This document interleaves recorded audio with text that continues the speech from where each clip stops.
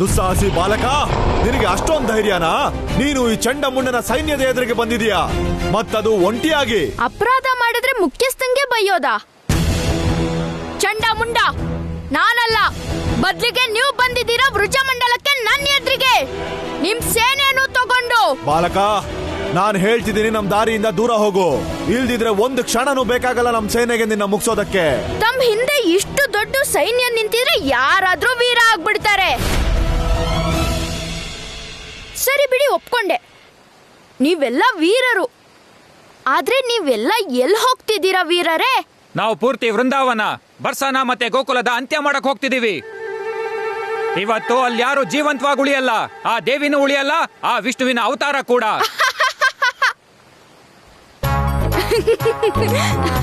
ಬಾಲಕ, ನೀನ್ ನಗ್ತಿರೋದು ಯಾಕೆ? ಇದು ಗೊಲ್ರಿರೋ ಜಾಗ. ಇಲ್ಲಿನ ಗೊಲ್ರು ಬೆಣ್ಣೆ ತಿಂತಾರೆ ಮತ್ತೆ ಬಲಶಾಲಿ ಆಗ್ತಾರೆ.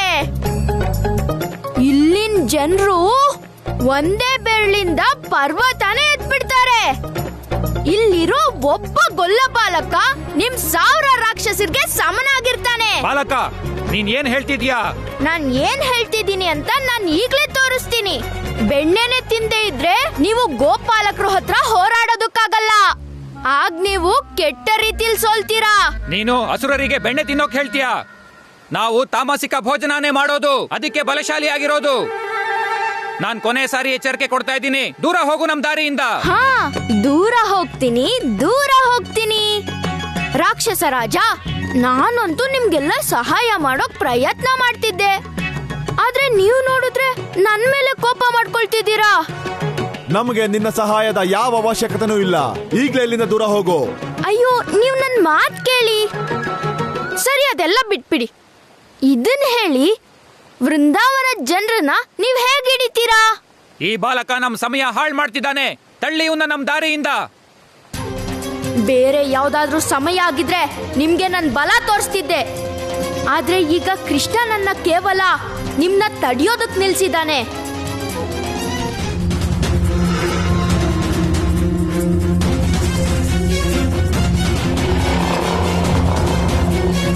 ಹಾ, ಬನ್ನಿ ಬನ್ನಿ ಬನ್ನಿ ಬನ್ನಿ.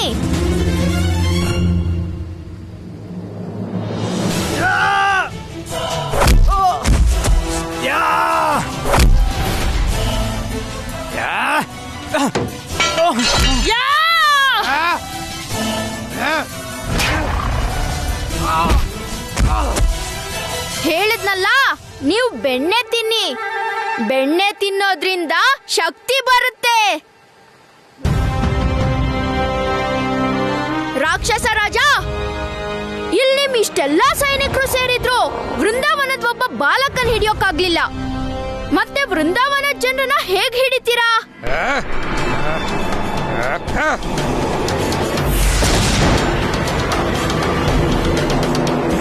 ಇಷ್ಟೊಂದು ಕೋಪ? ಅಲ್ಲ, ನೀನು ನಿನ್ ಸೈನಿಕರನ್ನೇ ನಾಶ ಮಾಡ್ಬಿಟ್ಯಲ್ಲ. ಈಗ ನಿನ್ನ ಸರದಿ ಬಾಲಕ. ರಾಧಿ, ಹೋಗ್ಲಿ ಬಿಡು. ಏನು ನೆನ್ಪು ಮಾಡ್ಕೊಳ್ಳೋ ಅವಶ್ಯಕತೆನೂ ಇಲ್ಲ. ಈಗ ನನ್ ಜೊತೆ ಬಾ. ಉಳಿದಿದ್ದೆಲ್ಲ ನನ್ ಬಿಟ್ಬಿಡು. ಅರ್ಥ ಆಯ್ತಾ ರಾಧಿ? ಗೊಲ್ಲ, ನೀನ್ ಏನೇನ್ ಹೇಳಿದ್ಯೋ ನಾನು ಅದನ್ನೆಲ್ಲ ಮಾಡ್ ನೋಡ್ದೆ. ಆದ್ರೆ ನಾನು ಮೊದ್ಲಿನ ಹಾಗೆ ಇದ್ದೀನಿ. ನಿನ್ ಯಾವ ಮಾತು ಸತ್ಯ ಆಗಿಲ್ಲ. ಹಾಗೆ ನಾನ್ ನಿನ್ ಜೊತೆ ಬರೋದಿಲ್ಲ. ಅಯ್ಯೋ ರಾಧಿ. ರಾಧೆ,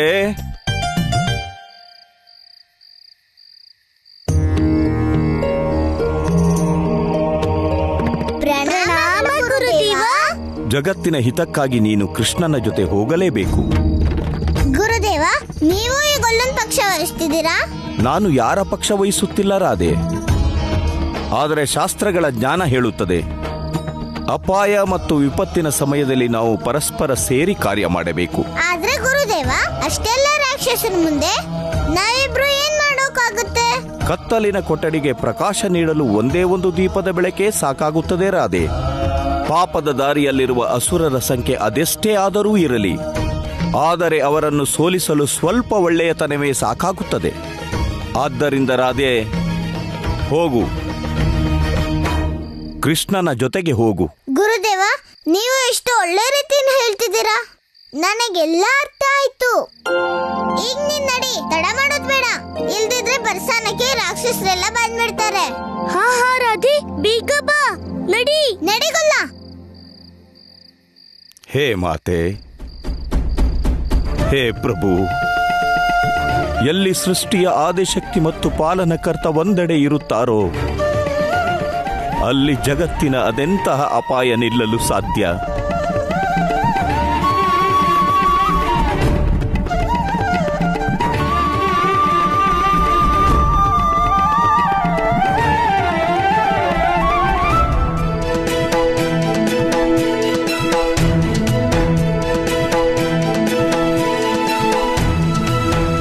ಏನಾಯ್ತು ರಾಧೆ, ನೀನ್ ಯಾಕೆ ನಿಂತ್ಬಿಟ್ಟಿ? ನೋಡೋಗುಲ್ಲ, ಒಂದ್ ವೇಳೆ ನೀನು ಆ ಚಂಡಾಮುಂಡನ್ ಮುಂದೆ ನನ್ನ ನಿಲ್ಲಿಸ್ಬಿಟ್ಟು ನೀನೆಲ್ಲಾದ್ರೂ ಓಡೋಗ್ಬಿಟ್ರೆ? ರಾಧೆ, ನಿನ್ಗೆ ಹೀಗೆ ಕನ್ಸ್ತಿದ್ದಿ? ಯಾಕಂದ್ರೆ ಮತ್ತೆ ದುರ್ಗೆ ಚಂಡಾಮುಂಡರನ್ನ ಕೊಂದಾಗ ಅವಳ ಹತ್ರ ಎಷ್ಟೋ ಆಯುಧಗಳಿತ್ತು. ಖಡ್ಗ ಇತ್ತು, ತ್ರಿಶೂಲ ಇತ್ತು, ಈಟಿನೂ ಇತ್ತು. ಆದ್ರೆ ನನ್ನ ಹತ್ರ ಅಂತೂ ಏನೂ ಇಲ್ಲ. ನಾನಾ ರಾಕ್ಷಸರನ್ನ ಕೊಲ್ಬೇಕು ಅಂದ್ರು ಹೇಗ್ ಕೊಲ್ಲೋದು? ಶಸ್ತ್ರದ ಚಿಂತೆನ ನೀನ್ ಮಾಡ್ಬೇಡ ರಾಧೆ.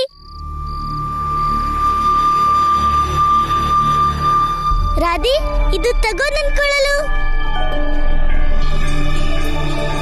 ಗೊಲ್ಲ, ನಾನಿಲ್ಲಿ ಗೋಪಿಕೆಯರನ್ನ ಕರೀತಾ ಇಲ್ಲ, ರಾಕ್ಷಸರನ್ನ ಕೊಲ್ಬೇಕು.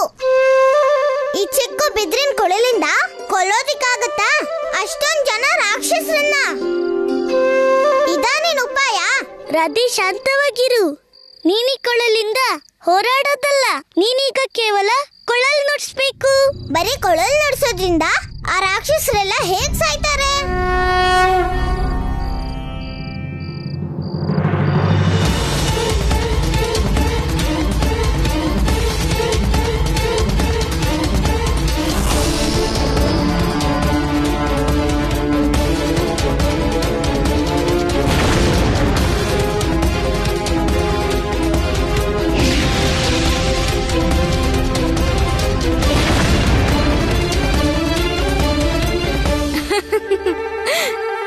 ಕೃಷ್ಣ ಹೇಳ್ತಾನೆ, ಯಾರ್ ಬೇರೆಯವ್ರಿಗೆ ಅಂತ ಹೊಂಡ ತೊಡ್ತಾರೋ ಅವರೇ ಸ್ವತಃ ಅದ್ರಲ್ಲಿ ಬಿದ್ದು ಹೋಗ್ತಾರೆ. ಮತ್ತೆ ನೀನ್ ಹೊಂಡ ತೊಡ್ತಿರೋದ್ ಯಾಕೆ? ನೋಡು, 2 ಹೊಂಡ ಆಗಿದೆ. ಇದಕ್ಕಿಂತ ಶಕ್ತಿಶಾಲಿ ಅಸ್ತ್ರ ಇದ್ಯಾ ನಿನ್ ಹತ್ರ? ಇಲ್ಲಿ ತನಕ ನಿನ್ನ ಬಾಲಕ ಅನ್ಕೊಂಡು ಸುಮ್ನೆ ಇದ್ದೆ, ಆದ್ರೆ ಈಗ ಪಾರಾಗೋದಿದ್ರೆ ಆಗು ಈ ಚಂಡನ ಶಕ್ತಿಯಿಂದ.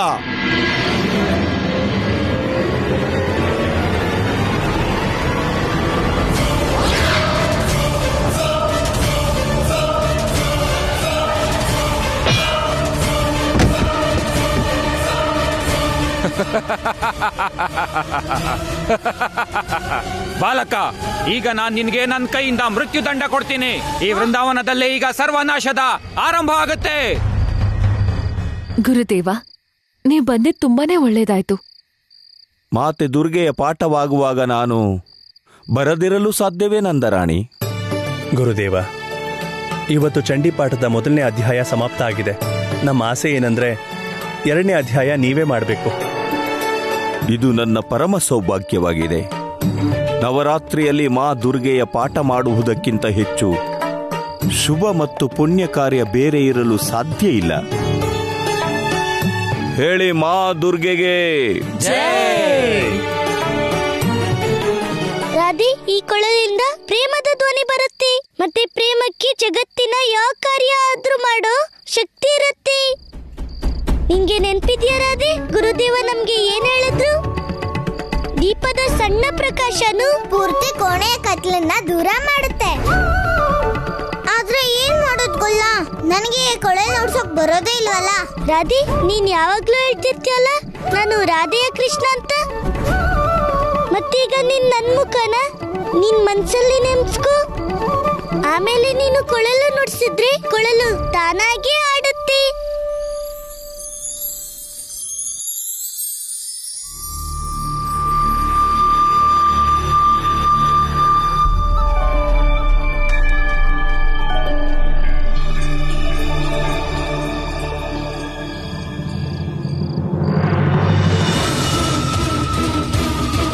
ಜೀವನದಲ್ಲಿ ಮೊದಲನೇ ಸಲ ನಾನು ರಾಕ್ಷಸನಿಂದ ಹೊಡ್ತಾ ತಿಂತಿದ್ದೀನಿ, ಮತ್ತದು ಕೃಷ್ಣನ್ ಕಾರಣಕ್ಕೆ. ಆದ್ರೆ ಇನ್ನಾಗಲ್ಲ. ಈಗಿನ ಕೃಷ್ಣ ಬರ್ದೇ ಇದ್ರೆ ಈ ರಾಕ್ಷಸರಿಗೆ ತೋರಿಸ್ತೀನಿ ನನ್ನ ಬಲಾನ.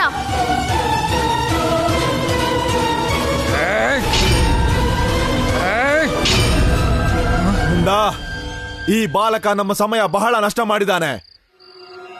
ಅಂತ್ಯ ಮಾಡು ಇವನನ್ನ.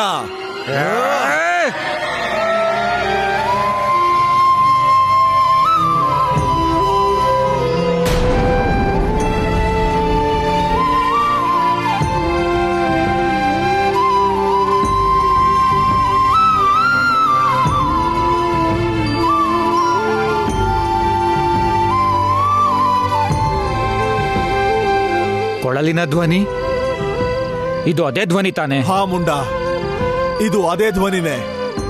ಆ ದೇವಿ ದುರ್ಗೆ ನುಡಿಸ್ತಿದ್ದು ಇವತ್ತಿಂದ ಮತ್ತೆ ಯಾರು ನುಡಿಸ್ತಿದ್ದಾರೆ? ಮತ್ತೇನಾದ್ರೂ ಆ ದುರ್ಗೆನೆ ಆಗಿದ್ರೆ? ಖಂಡಿತ ಖಂಡಿತ ಇದು ಅದೇ ಶಕ್ತಿನೇ. ನಡಿ ಮುಂಡ, ಇವಳಿಂದ ಪ್ರತೀಕಾರ ಪಡೆಯೋ ಸಮಯ ಬಂದಾಯ್ತು. ಈ ರಾಕ್ಷಸರು ಅದ್ಯಾವ ಜಗತ್ನಲ್ಲಿರ್ತಾರೋ, ಕೊಳ್ಳಲ್ನ ಕೇವಲ ಕೃಷ್ಣನೇ ನುಡ್ಸೋದು. ಆದ್ರೆ ಇವರು ಮಾತೆ ದುರ್ಗೆಯಿಂದ ಪ್ರತೀಕಾರ ಅಂತಿದ್ದಾರೆ.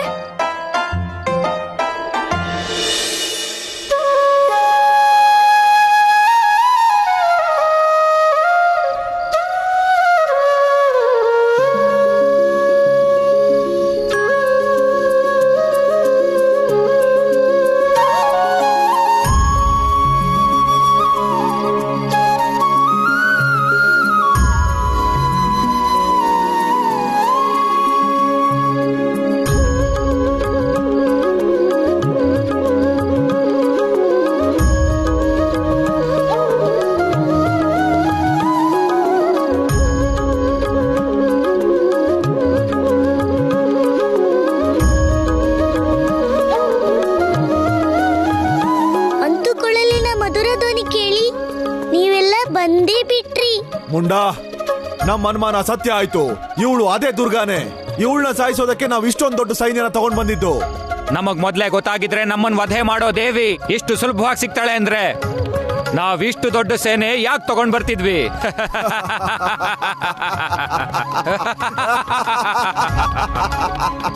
ದೇವಿ, ನೀನ್ ಈ ಮೋಹಿನಿ ಕೊಳಲ್ನ ನುಡ್ಸೋದನ್ನ ನಿಲ್ಸ್ಬಿಡು. ಮತ್ ಕಣ್ಬಿಡು. ನೋಡು, ನಾವು ಚಂಡ ಮತ್ ಮುಂಡ ನಿನ್ನಿಂದ ನಮ್ ಪ್ರತೀಕಾರ ಪಡೆಯೋದಕ್ಕೆ ಬಂದಿದ್ದೀವಿ. ಇವಳು ನಮ್ ಮುಂದೆನೆ ಹೀಗೆ ಅಹಂಕಾರ ತೋರಿಸಿ ನಮ್ಗೆ ಅವಮಾನ ಮಾಡ್ತಿದ್ದಾಳೆ ಚಂಡ. ನಾವಿನ್ನು ಪ್ರತೀಕ್ಷೆ ಮಾಡೋದ್ರಲ್ಲಿ ಅರ್ಥ ಇಲ್ಲ. ಇನ್ನು ಇವಳ ಅಂತ್ಯ ಮಾಡ್ಬಿಡ್ಬೇಕು. ನಿನ್ನ ಅಂತ್ಯ ಬಂದಾಯ್ತು ದೇವಿ. ಮಾತೆ ಕೊಳಲು ನುಡಿಸುತ್ತಲೇ ಆ ಚಂಡ ಮತ್ತು ಮುಂಡ ಅವಳೆಡೆಗೆ ಬಂದರು. ಕೊಳಲಿನ ಮಧುರ ಧ್ವನಿಗೆ ಸಮ್ಮೋಹಿತರಾಗಿ ಮಾತೆಯ ಸಮ್ಮುಖ ನಿಂತಿದ್ದರು. ಚಂಡ ಮತ್ತು ಮುಂಡರು ಜಗತ್ತಿನ ಅತ್ಯಂತ ದೊಡ್ಡ ಅಧರ್ಮಿಗಳು.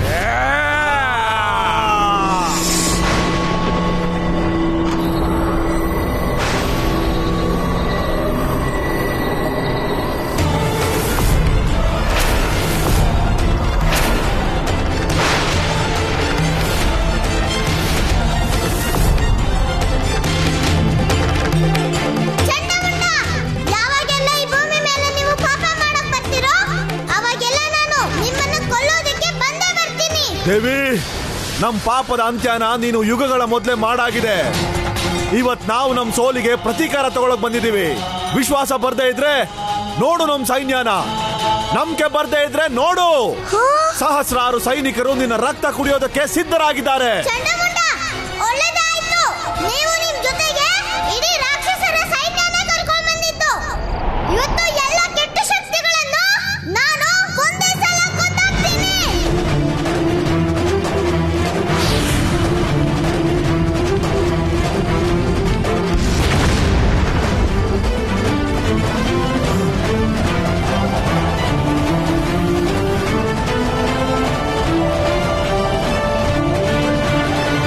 ಭದ್ರಕಾಳಿ ಮೊದಲಿಗೆ ಮಾಡಿದ್ದು ಅಸುರ ಕುಲದ ಸರ್ವನಾಶ. ನಂತರದ ಸರದಿ ಚಂಡ ಮತ್ತು ಮುಂಡರದ್ದು. ಹೇ ಭದ್ರಕಾಳಿ, ಹೇ ಚಂಡಿ, ಈ ನಕಾರಾತ್ಮಕ ಶಕ್ತಿಗಳನ್ನ ನಾಶ ಮಾಡಿ. ಇದಕ್ಕೂ ಮೊದಲು ಸಹ ನೀವು ಈ ನಕಾರಾತ್ಮಕ ಶಕ್ತಿಗಳ ಅಂತ್ಯ ಮಾಡಿದ್ರಿ. ಅದೇ ರೀತಿ ಇವತ್ತು ಪುನಃ ಈ ಅಸುರಿ ಶಕ್ತಿಗಳನ್ನ ನಾಶ ಮಾಡಿ.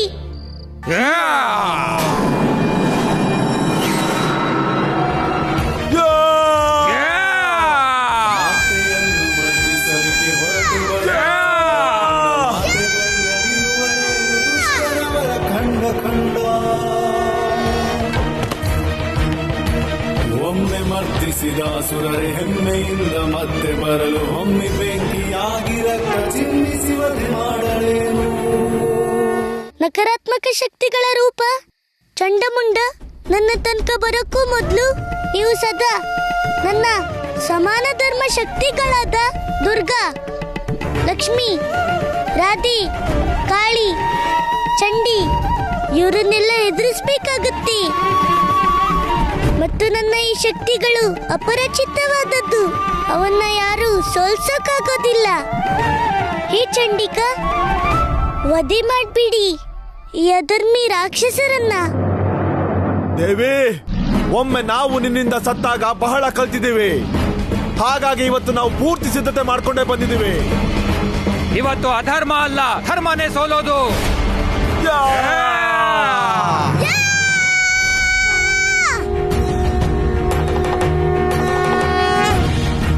ಒಮ್ಮೆ ಮರ್ದಿಸಿ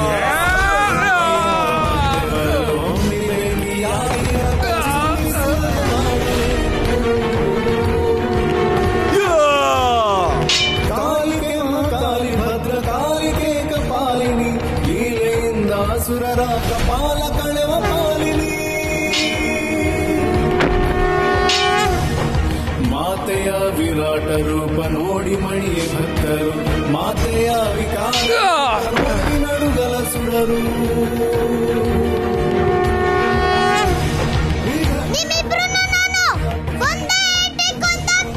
ಕಾರಿ ಕೂರಿ ದೈತ್ಯರ ವಿನಾಶವೇ.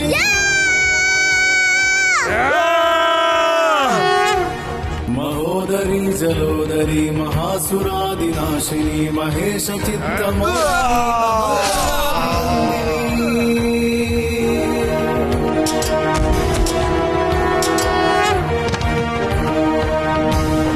ದುಷ್ಟ ಚಂಡ ಮುಂಡರ ಮರ್ದನವನ್ನು ಗೈದಳು, ಶಿಷ್ಟ ಜನರ ಪೊರೆಯಲು ದೃಷ್ಟಿ ಹರಿಸಿ ಮೆರೆದಳು. ಹೇ ಚಂಡಿಕಾ, ಚಂಡಮುಂಡರ ಅಂತ್ಯ ಆಗಿದೆ. ಇನ್ನು ಶಾಂತರಾಗಿದ್ದೀವಿ.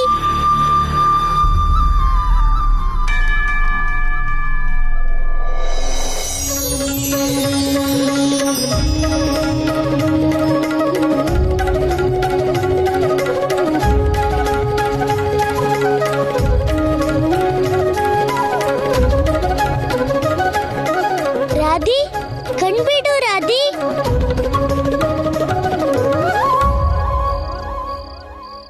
ಗೊಲ್ಲ, ಏನಾಯ್ತು?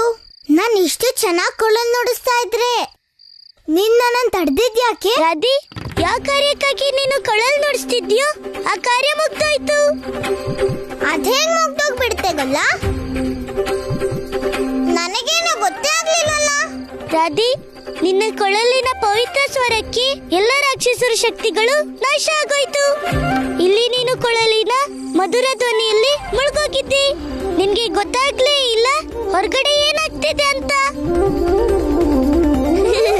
ಗೊಲ್ಲ, ಹಾಗಾದ್ರೆ ನನ್ನ ಕೊಳಲಿನ ಧ್ವನಿಲಿ ಅಷ್ಟೊಂದು ಶಕ್ತಿ ಇತ್ತಾ? ಅದರಿಂದ ಎಲ್ಲಾ ರಾಕ್ಷಸರು ಸತ್ತು ಹೋಗ್ಬಿಟ್ರಾ? ಹಾ ರಾಧಿ, ಕೊಳಲಿನ ಪವಿತ್ರ ಧ್ವನಿನ ಸ್ವೀಕರಿಸೋಕಾಗೋದು ಕೇವಲ ಹೃದಯದಲ್ಲಿ ಪ್ರೇಮ ಇರೋರಿಗೆ. ಮತ್ತೆ ಚಂಡಮುಂಡನ ಆತ್ಮದಲ್ಲಿ ಪ್ರೇಮ ಇರಲಿಲ್ಲ,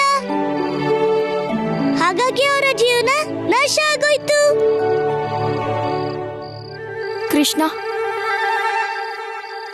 ನಿನಗ್ ಗೊತ್ತಾಯ್ತಾ ಏನಾಯ್ತು ಅಂತ? ಇಲ್ಲ ಅಣ್ಣ. ಮೊದಲನೇ ಸಾರಿ ಒಬ್ರಿಂದ ಸೋತೋದೆ.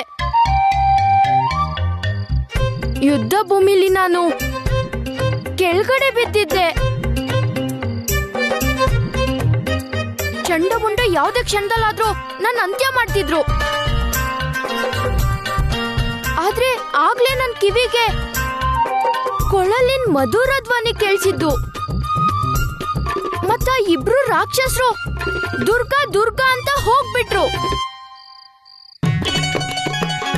ಕೃಷ್ಣ, ನನ್ಗೆ ಇವತ್ ಮೊದಲನೇ ಸಾರಿ ಅರ್ಥ ಆಯ್ತು ನೀನದ್ ಏನೇ ಹೇಳಿದ್ರು ಸುಮ್ನೆ ಹೇಳೋದಿಲ್ಲ ಅಂತ.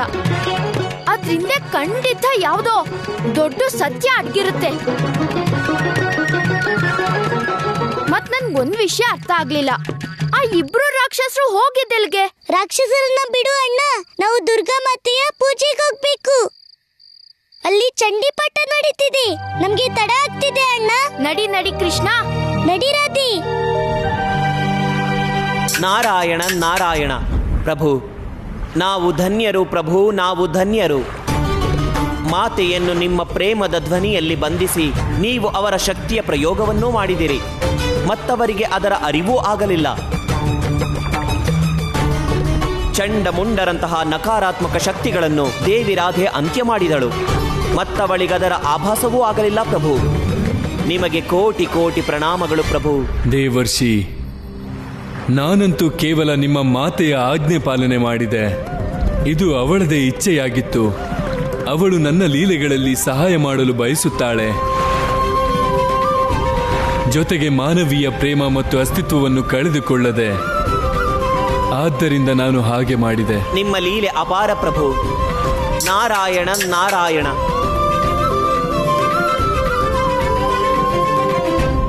ಭಕ್ತರೇ, ಈ ಪ್ರಕಾರವಾಗಿ ದೇವಿಯು ಮಾಕಾಳಿಯ ರೂಪಧಾರಣೆ ಮಾಡಿ ಚಂಡಮುಂಡರನ್ನು ವಧಿಸಿದಳು.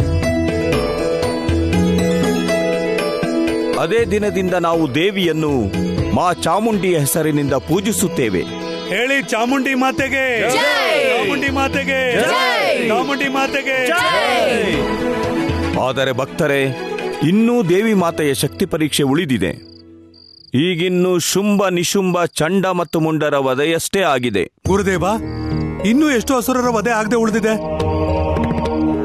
ದೇವಿಯು ನವರಾತ್ರಿಯ ನವದಿನಗಳು ಬೇರೆ ಬೇರೆ ಅಸುರರ ಸಂಹಾರ ಮಾಡಿದ್ದಾಳೆ. ಅವರಲ್ಲಿ ಅತ್ಯಂತ ಭಯಾನಕನಾದವನು ರಕ್ತಬೀಜ. ರಕ್ತಬೀಜ? ರಕ್ತಬೀಜ? ಹಾ, ರಕ್ತಬೀಜ. ರಕ್ತಬೀಜ ಭಯಂಕರ ಅಸುರನಾಗಿದ್ದ. ಅವನ ರಕ್ತದ ಪ್ರತಿಯೊಂದು ಹನಿಯು ಒಂದು ಬೀಜಕ್ಕೆ ಸಮಾನವಾಗಿತ್ತು.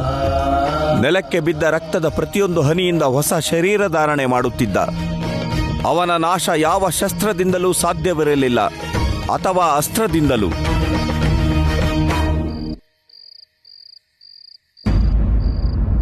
ಗೊಲ್ಲ, ರಕ್ತಬೀಜ ಅಷ್ಟು ಕೆಟ್ಟ ರಾಕ್ಷಸ ಆಗಿದ್ರೆ ಅವನ್ ಯಾವುದೇ ಆಯುಧಗಳಿಂದ ಸಾಯ್ದೇ ಇದ್ರೆ ಮತ್ತೆ ಅವನ ರೂಪದಲ್ಲಿ ಯಾವ ಕೆಟ್ಟ ಶಕ್ತಿ ಬರ್ತಾ ಇದೆಯೋ ಅದನ್ನ ನಾವು ಹೇಗೆ ಎದುರಿಸೋದು? ರಾಧಿ, ಅಮ್ಮ ಹೇಳ್ತಾಳೆ, ಮನ್ಸಲ್ಲೇನಿದೆಯೋ ಅದೇ ಬ್ರಹ್ಮಾಂಡದಲ್ಲಿದೆ. ಅಂದ್ರೆ ಯಾವ ಶಕ್ತಿ ಬ್ರಹ್ಮಾಂಡದಲ್ಲಿದೆಯೋ ಅದೇ ಶಕ್ತಿ ನಮ್ಮ ಮನ್ಸಲ್ಲೂ ಇದೆ. ಆದ್ರೆ ನಮ್ಗೆ ನಮ್ಮ ಮನಸ್ಸಿನ ಮೇಲೆ ವಿಶ್ವಾಸ ಇರ್ಬೇಕು ಅಷ್ಟೇ ರಾಧಿ. ನೆನ್ಪಿದ್ಯಲ್ಲ ಗುರುದೇವ ಏನ್ ಹೇಳಿದ್ರು ಅಂತ? ಹಾ, ನಾವು ಒಟ್ಟಾಗಿದ್ರೆ ಜಗತ್ತಿನ ಯಾವುದೇ ರಾಕ್ಷಸನ್ನು ನಾಶ ಮಾಡ್ಬೋದು. ನಡಿ ರಾಧಿ. ಅಸುರ ರಾಜ, ನನಗೆ ಅವಕಾಶ ಕೊಡಿ. ಆ ವಂಚಕ ವಿಷ್ಣುವಿನ ಅವತಾರ ಮತ್ತೆ ಆ ಶಕ್ತಿ ವಧೆನ ನಾನು ಮಾಡ್ತೇನೆ. ಹೀಗೆ ಒಬ್ಬೊಬ್ಬರಾಗಿ ಎಲ್ಲ ಅಸುರರು ನಾಶವಾಗುತ್ತಿದ್ದರೆ ನನ್ನನ್ನು ಯಾರು ಅಸುರ ರಾಜ ಎನ್ನುತ್ತಾರೆ? ಅಸುರ ರಾಜ, ನಾನು ರಕ್ತ ಬೀಜ. ನನ್ನ ರಕ್ತದ ಪ್ರತಿ ಹನಿನೂ ನನ್ನ ಪಾಲಿಗೆ ವರದಾನ. ಮತ್ತು ನಿನ್ನ ಪ್ರತಿಯೊಂದು ವರದಾನಕ್ಕೆ ತಡೆಯಿದೆ ಆ ವಂಚಕ ವಿಷ್ಣುವಿನ ಬಳಿ. ಮರೆಯಬೇಡ ರಕ್ತ ಬೀಜ, ಇದಕ್ಕೂ ಮೊದಲು ಕೂಡ ನಿನ್ನ ಅಂತ್ಯವಾಗಿದೆ. ಅದಕ್ಕಾಗೆ ತಾನೇ ಆ ದೇವಿಯಿಂದ ಪ್ರತೀಕಾರ ಪಡೆಯೋದಕ್ಕೋಸ್ಕರ ಕಾಯ್ತಾ ಇದ್ದೀನಿ ನಾನು. ಇನ್ನು ಶಕ್ತಿಯಿಂದ ಶಕ್ತಿಯನ್ನು ಎದುರಿಸಲಾಗದು. ಇನ್ನು ಶಕ್ತಿಯ ಎದುರು ಯುಕ್ತಿ ನಿಲ್ಲಬೇಕು. ನೀವು ಏನು ಹೇಳ್ತಾ ಇದ್ದೀರಾ ಅಸುರ ರಾಜ? ಈ ಜಗತ್ತಿನಲ್ಲಿ ಭಗವಂತನ ಶಕ್ತಿಗೆ ಆಧಾರವೇ ಅವನ ಭಕ್ತ ಮತ್ತು ಆ ಭಕ್ತರ ಪೂಜೆ. ಇನ್ನು ನಾವು ಯಾರ ಹತ್ಯೆಯನ್ನು ಮಾಡುವುದಿಲ್ಲ. ಇನ್ನು ನಾವು ಕೇವಲ ಅವರ ನವರಾತ್ರಿಯನ್ನು ಹಾಳುಗೆಡವಬೇಕು. ಅಲ್ಲಾಗದು ನವರಾತ್ರಿ, ಉಳಿಯಲಾರಳು ಶಕ್ತಿ. ಅರ್ಥ ಆಯ್ತು, ನನಗೆ ಅರ್ಥ ಆಯ್ತು ಅಸುರ ರಾಜ. ನಾವು ಅವಳ ಬಲನಲ್ಲ, ಬದಲಿಗೆ ಅದರ ವ್ಯವಸ್ಥೆನೇ ನಾಶ ಮಾಡಬೇಕು. ಆಗ್ಲೇ ಜಗತ್ತಿನಲ್ಲಿ ಮತ್ತೊಮ್ಮೆ ನವರಾತ್ರಿ ಉತ್ಸವ ಆಗೋದೇ ಇಲ್ಲ. ಬ್ರಜವಾಸಿಗಳೇ, ಬರ್ತಾ ಇದ್ದೀನಿ ನಾನು ನಿಮ್ಮ ಈ ನವರಾತ್ರಿ ಉತ್ಸವನ ಶಾಶ್ವತವಾಗಿ ನಿಲ್ಸೋದಕ್ಕೆ. ನಡೆಯೋದಿಲ್ಲ ದುರ್ಗೆಯ ಶಕ್ತಿ ಪೂಜೆ, ಮತ್ತೆ ಇರೋದಿಲ್ಲ ಶಕ್ತಿ. ಉಳಿಯೋದು ಈ ಜಗತ್ನಲ್ಲಿ ಕೇವಲ ಅಸುರರು ಮಾತ್ರ. ದುರ್ಗಾ ಮಾತೆಗೆ, ದುರ್ಗಾ ಮಾತೆಗೆ.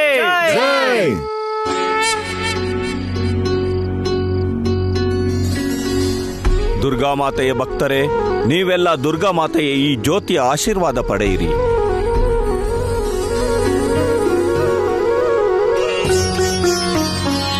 ದುರ್ಗಾ ಮಾತೆಯ ಈ ಜ್ಯೋತಿಗೆ ಬಹಳ ಮಹತ್ವವಿದೆ. ಇದು ಎಲ್ಲಿಯವರೆಗೆ ಬೆಳಗುವುದೋ ಅಲ್ಲಿಯವರೆಗೆ ಜಗತ್ತಿನ ಯಾವುದೇ ನಕಾರಾತ್ಮಕ ಶಕ್ತಿ ನಮಗೆ ಅಹಿತ ಮಾಡಲಾಗದು. ಇದು ಸರ್ವಮಂಗಲಕಾರಿಯಾಗಿದೆ. ಯಾವ ಮನೆಯಲ್ಲಿ ಇದು ಬೆಳಗುವುದೋ ಆ ಮನೆಯಲ್ಲಿ ಯಾವುದೇ ಪ್ರಕಾರದ ದುಃಖ ವಾಸಿಸುವುದಿಲ್ಲ. ದುರ್ಗಾ ಮಾತೆಗೆ, ದುರ್ಗಾ ಮಾತೆಗೆ, ದುರ್ಗಾ ಮಾತೆಗೆ.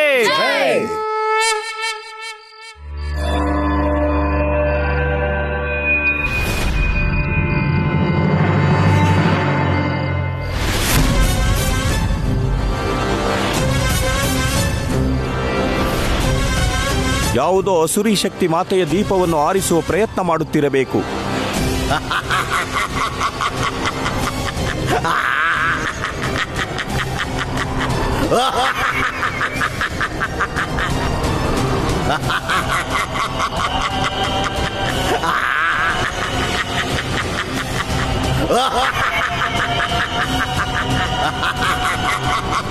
ಯಾರು ನೀನು? ಮಾತೆಯ ಆರಾಧನೆಯಲ್ಲಿ ಅನರ್ಥ ಮಾಡುತ್ತಿರುವೆ. ಯಾರು ನೀನು? ಋಷಿವರ್ಯ, ಅನರ್ಥ ಇನ್ನು ಪೂರ್ತಿ ವೃಜಮಂಡಲದಲ್ಲಾಗುತ್ತೆ. ಧೂರ್ತ, ನಿನಗೆ ಇಷ್ಟು ದುಸ್ಸಾಹಸ?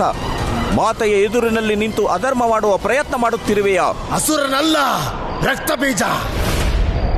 ರಕ್ತ ಬೀಜ ಹೆಸರು ನನ್ನದು.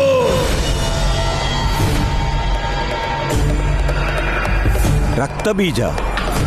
ಆದರೆ ರಕ್ತ ಬೀಜನ ಅಂತ್ಯ ಮಾತೆ ದುರ್ಗೆ ಯುಗಗಳ ಮೊದಲೇ ಮಾಡಿದ್ದಳು. ಇಲ್ಲ ಋಷಿವರ್ಯ, ನಕಾರಾತ್ಮಕ ಶಕ್ತಿಗಳಿಗೆ ಯಾವತ್ತೂ ಅಂತ್ಯ ಇಲ್ಲ.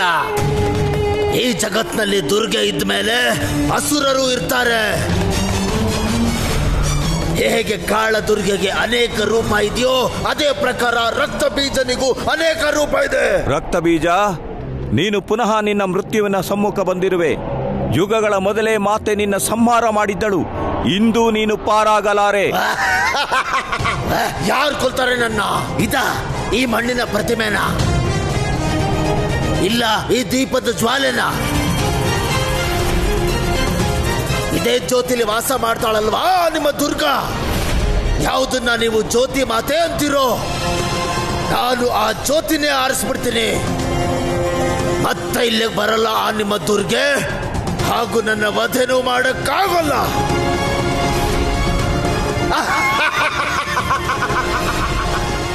ಯಾವುದನ್ನ ನೀವು ಜ್ಯೋತಿ ಮಾತೆ ಅಂತೀರೋ, ನಾನು ಆ ಜ್ಯೋತಿನೇ ಆರಿಸ್ಬಿಡ್ತೀನಿ.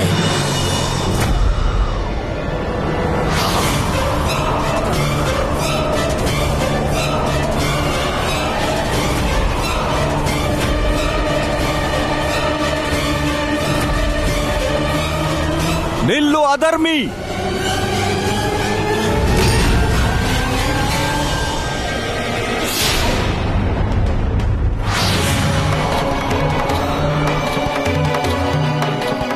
ಕೇವಲ ದುರ್ಗೆಗೆ ಮಾತ್ರ ಅಲ್ಲ, ಈಗ ಅವಳ ಭಕ್ತರಲ್ಲೂ ಬಹಳ ಶಕ್ತಿ ಇದೆ. ಗಿರಿಧರ, ರಾಧೆ ಎಲ್ಲಿದ್ದಾಳೆ? ರಾಧೆ, ರಾಧೆ, ರಾಧೆ. ಕೃಷ್ಣನು ಕಾಣಿಸ್ತಿಲ್ಲ. ಖಂಡಿತ ರಾಧೆ ಕೃಷ್ಣ ಒಟ್ಟಿಗೆ ಇರ್ತಾರೆ. ಆದ್ರೆ ಅವ್ರು ಎಲ್ಲಿದ್ದಾರೆ? ನೀವ್ಯಾರು ಚಿಂತೆ ಮಾಡಬೇಡಿ, ನಾನು ಆ ಕಡೆ ಹೋಗಿ ಹುಡುಕ್ತೀನಿ. ಆ ಕಡೆ ನೋಡೋಣ.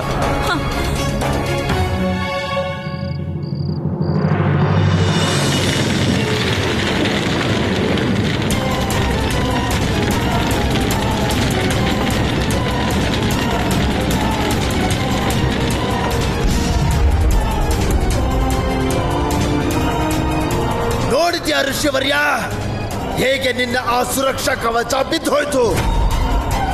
ನಿಂಗೆ ರಕ್ತ ಬೀಜದ ಶಕ್ತಿ ಬಗ್ಗೆ ಸ್ವಲ್ಪನೂ ಅನುಮಾನ ಬೇಡ. ನನ್ನ ಒಂದೇ ಉಸಿರಿಗೆ ನಿನ್ನ ಮಾತೆಯ ಜ್ಯೋತಿ ಆರೋಗುತ್ತೆ. ಅದಾದ್ಮೇಲೆ ಪೂರ್ತಿ ಬ್ರಜಮಂಡಲದಲ್ಲಿ ನಕಾರಾತ್ಮಕ ಶಕ್ತಿಗಳು ನೃತ್ಯ ಮಾಡ್ತವೆ, ಉತ್ಸವ ಮಾಡ್ತವೆ.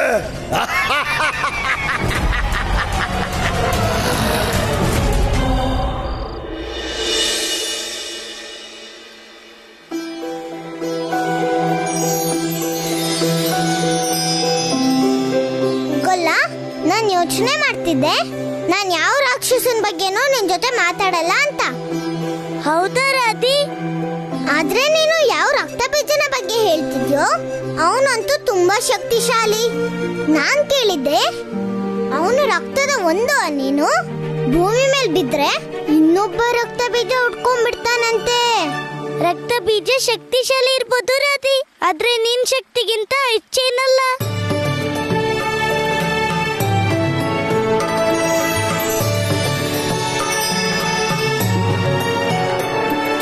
ಗೊಲ್ಲ, ಈ ನವರಾತ್ರಿಯಲ್ಲಿ ನಿನ್ಗೇನಾಗಿದೆ? ನೀನ್ ಬರೀ ನನ್ ಹೋಗ್ಲಿಕ್ಕೆ ಮಾತಾಡ್ತಿದ್ಯಲ್ಲ. ಅಲ್ಲ, ನೀನು ಮರದ ಕೆಳಗಡೆ ಏನ್ ಮಾಡ್ತಿದ್ಯಾ? ಬಾ, ಆದಷ್ಟು ಬೇಗ ಮನೆಗೆ ಹೋಗೋಣ. ಅಲ್ಲಿ ದೇವಿ ಮಂಗಳಾರತಿ ಶುರು ಆಗಿರ್ಬೋದು. ರಾಧಿ, ಅದಕ್ಕಾಗಿ ನಾನು ಈ ಮಾಲೆನ ಮಾಡ್ತಿದ್ದೆ. ದಾಸವಾಳದ ಮಾಲೆ? ಆದ್ರೆ ಯಾಕೆ ಗೊಲ್ಲ? ಯಾಕಂದ್ರೆ ಅಂಬೆ ಮಾತೆಗೆ ಈ ದಾಸವಾಳದ ಹೂವು ಅತಿ ಪ್ರೀತಿ ಅಂತ. ನವರಾತ್ರಿಯಲ್ಲಿ ಈ ಹೂಗಳನ್ನ ಯಾರ್ಯಾರು ಮಾತೆಯ ಪಾದಕ್ಕೆ ಅರ್ಪಣೆ ಮಾಡ್ತಾರೋ ಮಾತೆ ಅವರ ಎಲ್ಲ ಮನೋಕಾಮನೆಯನ್ನು ಪೂರ್ತಿ ಮಾಡ್ತಾಳೆ. ಮತ್ತೆ ತಡ ಯಾಕೆ? ಬಾ, ದುರ್ಗಾ ಮಾತೆಗೆ ಈ ಹೂವಿನ ಮಾಲೆ ಅರ್ಪಣೆ ಮಾಡೋಣ.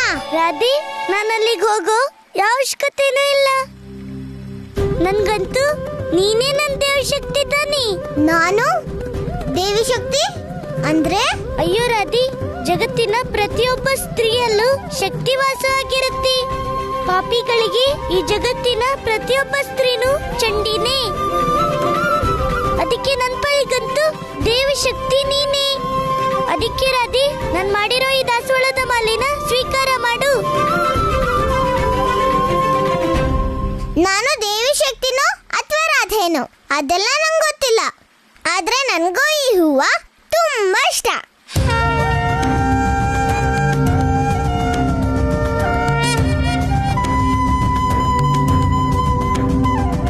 ರಾಧಿ, ನಿನ್ಗಂತೂ ಈ ದಾಸವಾಳದ ಮಾಲೆ ಬಹಳ ಸುಂದರವಾಗಿ ಕಾಣ್ತಿದೆ. ನೋಡೋದಕ್ಕಂತೂ ಸಾಕ್ಷಾತ್ ಶಕ್ತಿನೇ ನಿಂತಿರೋ ಹಾಗಿದೆ.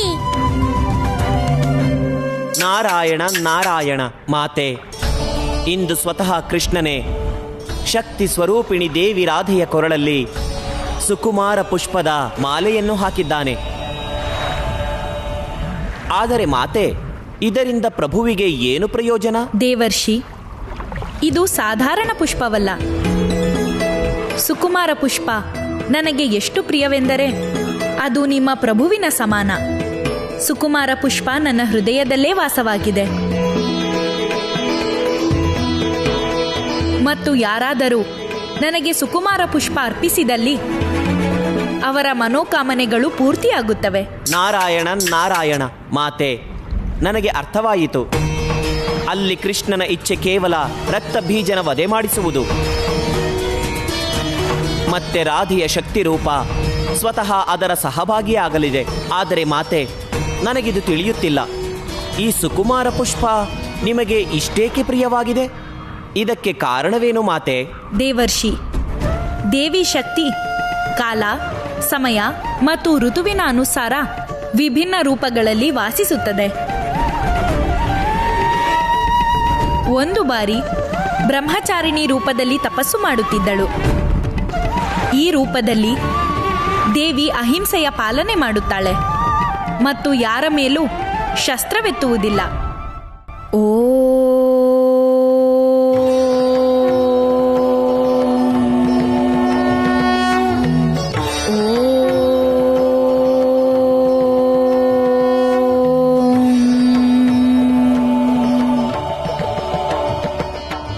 ಅದೇ ಸಮಯ ಅಸುರರಿಗೆ ದೇವಿ ಶಕ್ತಿಯ ಅಹಿಂಸಕ ಬ್ರಹ್ಮಚಾರಿಣಿ ರೂಪದ ಬಗ್ಗೆ ತಿಳಿಯಿತು.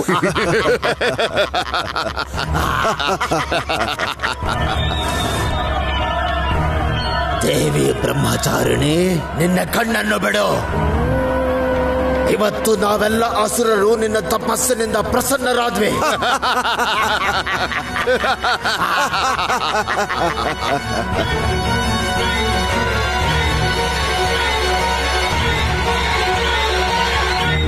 ಹೇಳು, ನಿನ್ನ ಅಂತಿಮ ಇಚ್ಛೆ ಏನು? ರಕ್ತಬೀಜ, ಇದು ನನ್ನ ಅಹಿಂಸಕ ರೂಪ. ಈಗ ನಾನು ಹಿಂಸೆ ಬಯಸುವುದಿಲ್ಲ. ಆದ್ದರಿಂದ ನೀವೆಲ್ಲರೂ ಶಾಂತಿಯಿಂದ ಈಗಲೇ ಹೊರಟು ಹೋಗಿ. ಶಾಂತಿ ಅದು ನಾವು.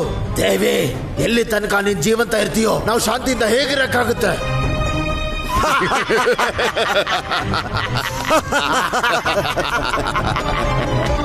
ನಾರಾಯಣ ನಾರಾಯಣ.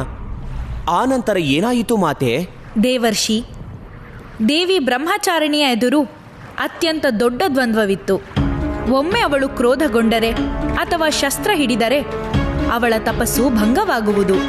ಆದ್ದರಿಂದ ಯುದ್ಧ ಮಾಡದಿರುವ ನಿರ್ಧಾರ ಮಾಡಿದಳು ಮತ್ತು ಅಲ್ಲಿಂದ ಅಂತರ್ಧಾನಳಾಗಿ ಸುಕುಮಾರವನಕ್ಕೆ ಶರಣಾದಳು.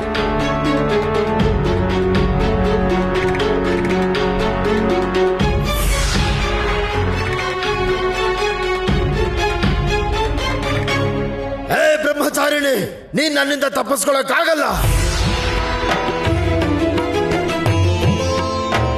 ಬನ್ನಿ. ಈ ಅಸುರರಿಂದ ನನ್ನ ಸುರಕ್ಷತೆಯ ಮಾರ್ಗ ಶೀಘ್ರವೇ ಹುಡುಕಬೇಕು.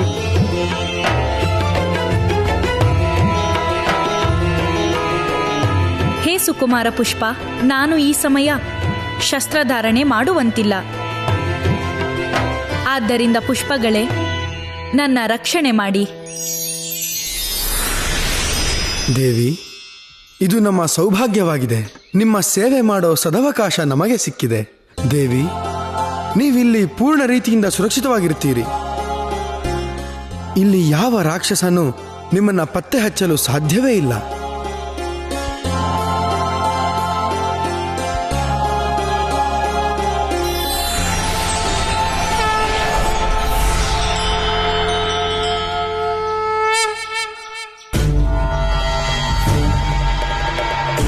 ದೇವಿ, ಇವತ್ತು ಈ ದಾಸವಾಳದ ವನ ನಾನು ನಿನ್ನ ರಕ್ತದಿಂದ ಕೆಂಪಗೆ ಮಾಡ್ಬಿಡ್ತೀನಿ.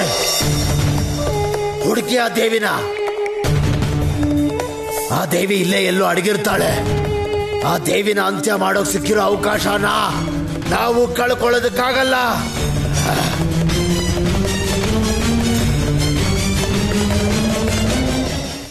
ಎಲ್ಲೂ ಕಾಣಿಸ್ತಾ ಇಲ್ಲ ದೇವಿ.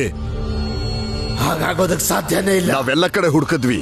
ಬಹುಶಃ ದೇವಿ ನಿಮ್ಮ ಭಯದಿಂದ ಈ ವನದಿಂದಲೇ ಎಲ್ಲೋ ಹೋಗಿದ್ದಾಳೆ. ದೇವಿ, ಇವತ್ತು ನೀನು ನಿರೂಪಿಸ್ಬಿಟ್ಟೆ ನಿನ್ನಲ್ಲಿ ಅಸುರರನ್ನ ಎದುರಿಸೋಂತ ಶಕ್ತಿ ಇಲ್ಲ ಅಂತ. ಇನ್ನು ಮುಂದೆ ಮರೆತು ಕೂಡ ನೀನು ನಮ್ಮ ಎದುರಿಗೆ ಬರೋ ತಪ್ಪು ಮಾಡಬೇಡ. ನಡೀರಿ. ದೇವರ್ಷಿ, ಈ ರೀತಿ ಸುಕುಮಾರ ಪುಷ್ಪಗಳು ದೇವಿ ಬ್ರಹ್ಮಚಾರಿಣಿಯನ್ನು ರಕ್ಷಿಸಿದವು. ಅವುಗಳಿಂದ ಪ್ರಸನ್ನಳಾಗಿ ಅವರಿಗೆ ಆಶೀರ್ವಾದ ಮಾಡಿದಳು. ನಾರಾಯಣ ನಾರಾಯಣ. ನನಗರ್ಥವಾಯಿತು ಮಾತೆ, ನನಗರ್ಥವಾಯಿತು. ಹೇ ಸುಕುಮಾರ ಪುಷ್ಪ, ಇಂದಿನಿಂದ ಸುಕುಮಾರ ಪುಷ್ಪವೇ ನನ್ನ ಪ್ರಿಯ ಪುಷ್ಪವಾಗಲಿ.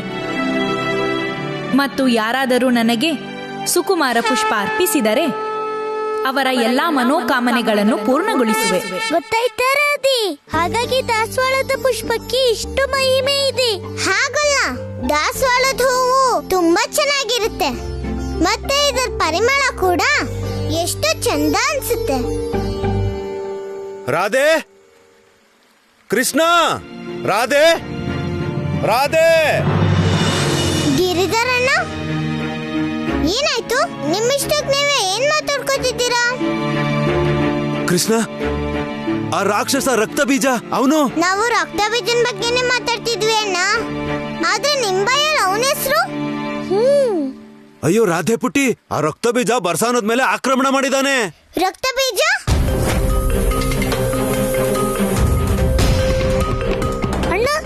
ನಮ್ಗೋಸ್ಕರ ಇಲ್ಲೇ ಕಾಯ್ತೀರಿ. ಆ ರಕ್ತ ಬೀಜನ ನಾವು ನೋಡ್ಕೊಂಡ್ ಬರ್ತೀವಿ. ನಡಿ ರಾಧೆ. ಆಗೋಲ್ಲ. ಕಾಯ್ತಾ ಇರ್ಬೇಕಾ? ಅಲ್ಲ, ಆ ರಾಕ್ಷಸ ಏನಾದ್ರೂ ಅವನೇನಾದ್ರೂ ಇಲ್ಲಿ ಬಂದ್ರೆ ಆಗ ಅವಾಗ ನಾನೇನ್ ಮಾಡ್ಲಿ? ನಿನ್ಕೋ ರಕ್ತ ಬೀಜ.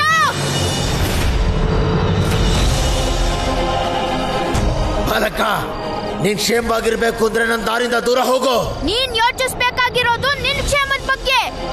ನಾವ್ ಯಾವಾಗ್ಲೂ ಎಲ್ಲಾರ್ಗೂ ಒಳ್ಳೇದಾಗ್ಲಿ ಅಂತಾನೆ ಬಯಸ್ತೀವಿ. ನನಗ್ ಚೆನ್ನಾಗ್ ಗೊತ್ತಿದೆ ಈ ನಿಲ್ಗೆ ಮಾತೆ ಜ್ಯೋತಿ ಆರ್ಸೋದಕ್ ಬಂದಿದ್ಯಾ ಅಂತ. ಯಾಕೆ ಸುಮ್ನೆ ಹಠ ಮಾಡಿ ನಿನ್ನ ಜೀವನ ಕಳ್ಕೊಳಕ್ ಬಯಸ್ತ್ಯಾ? ಧರ್ಮಕ್ಕಿಂತ ಹೆಚ್ಚು ಜೀವ ಅಲ್ಲ ರಕ್ತ ಬೀಜ. ನಿನಗೇನನ್ಸುತ್ತೆ? ನೀನ್ ನಮ್ ಧರ್ಮದ ನಾಶ ಮಾಡ್ತೀಯಾ? ಹಾಗ್ ಮಾಡೋದಕ್ಕೆ ನಾವ್ ನಿನ್ನ ಬಿಟ್ಬಿಡ್ತೀವಾ? ರಕ್ತ ಬೀಜ, ನನಗೂ ಗೊತ್ತಿದೆ ನೀನು ಬಹಳ ಶಕ್ತಿಶಾಲಿ ಅಂತ. ಆದ್ರೆ ನಿನ್ನ ತಡೆಯೋ ಪ್ರಯತ್ನ ಅಂತೂ ನಾನ್ ಮಾಡೇ ಮಾಡ್ತೀನಿ. ನಿನ್ನ ಇಚ್ಛೆ ಇರೋ ಹಾಗಾಗ್ಲಿ ಬಾಲಕ. ಈಗ ನಾನು ಇವನ್ನ ಸೋಲ್ಸ್ಬೇಕು ಅಂದ್ರೆ ಕೃಷ್ಣನ್ ಹಾಗೆ ಉಪಾಯ ಮಾಡ್ಬೇಕಾಗುತ್ತೆ.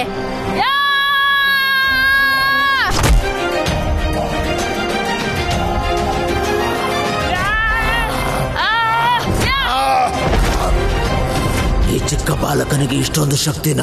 ಇಲ್ಲಿ ಕೇವಲ ವಿಷ್ಣು ಮತ್ತೆ ಶಕ್ತಿ ಅವತಾರ ಮಾತ್ರ ಇಲ್ಲ, ಇವನು ಯಾವ ಅವತಾರ?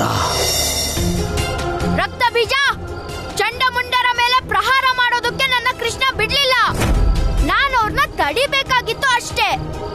ಆದ್ರೆ ನಿನ್ ಜೊತೆಗೆ ಏನ್ ಮಾಡ್ಬೇಕು ಅಂತ ಕೃಷ್ಣ ನನಗ್ ಹೇಳಲೇ ಇಲ್ಲ.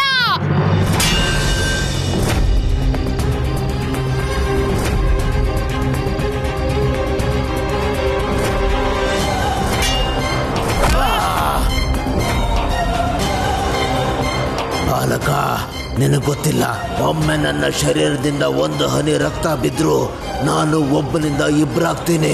ಆಮೇಲೆ ನಿಮ್ಮಲ್ಲಿ ಯಾರು ಉಳಿಯೋದಿಲ್ಲ.